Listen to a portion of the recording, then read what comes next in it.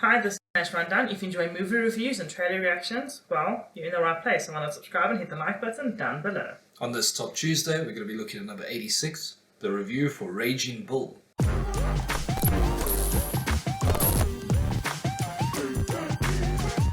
Raging Bull is a 1980 biographical sports drama directed by Martin Scorsese, starring Robert De Niro as Jake LaMotta, Joe Pesci as Joey LaMotta, and Cathy Moriarty as Vicky LaMotta.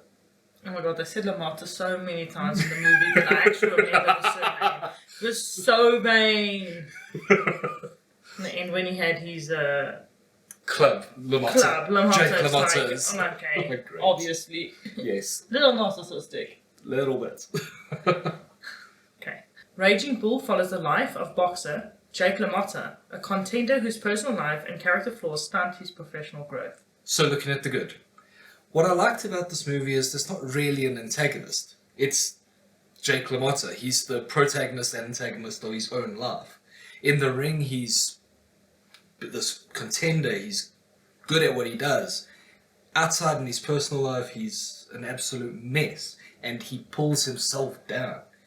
So he's the hero, but he's the villain in his own story as well. And I think that was shown very well in this movie, how somebody can pull themselves down.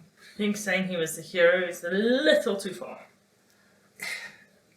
He could have been a hero. If he could have sorted his life out, he could have been a contender. And that's the speech he gives at the end. I could have been a contender. Could have been somebody. And yeah, but he was just too much of an awful person. Yeah, you need to sort yourself out. Surprisingly, there was very little boxing in this movie. Yes. And it was especially surprising because it was supposed to take 2 weeks to film all the boxing and it took 6. Wow. But I think that also looks at the filmmaking and Martin Scorsese. Because the boxing scenes were quite intense and were very visual and framed very well, and it was well directed. So it's another positive. It was very well directed. The whole movie, but those boxing scenes particularly. The opening scene was interesting when he was just standing there in the dark or shadow. Yes. That piece. Even the cat liked that piece. Surprisingly, the cat loved that piece. She was trying to box with him. Also, the choices of when they added the fights in the story worked very well in that it showed almost the fights was his punishment for how he acted. Because he would hit his wife or cheat on his wife. And then the next scene, he's in the ring getting beaten. Allowing himself to get beaten. Yeah. It was a punishment for him almost. Like, I deserved this. I think the actors were pretty good also. The actors were brilliant. For a lot of the movie, I didn't realize it was Robert De Niro. I completely saw Jake LaMotta.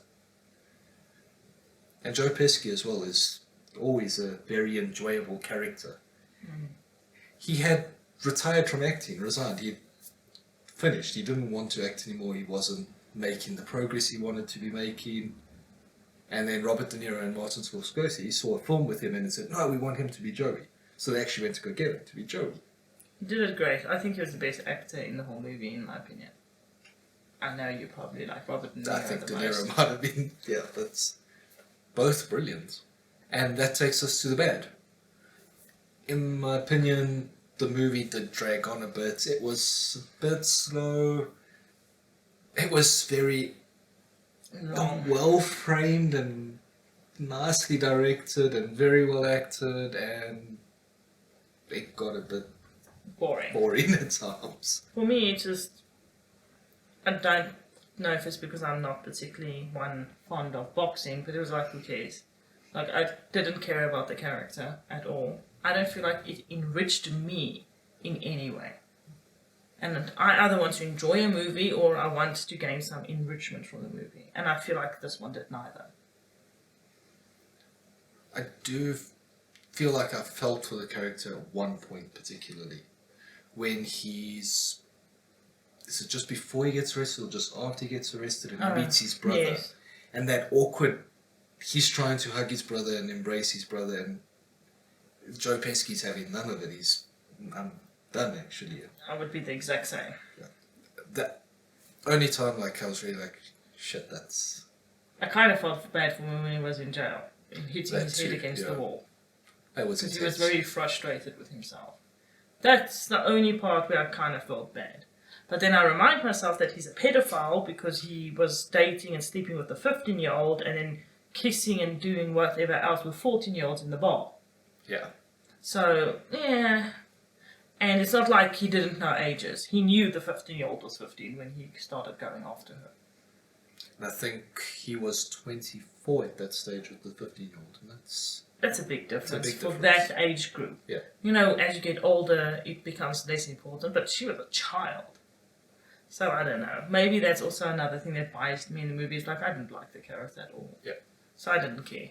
And then there were a lot of scenes where they were hooking up and stuff when she was still 15. I'm like, oh, that kind of grosses me out. I think essentially we said everything that we want to say about the movie.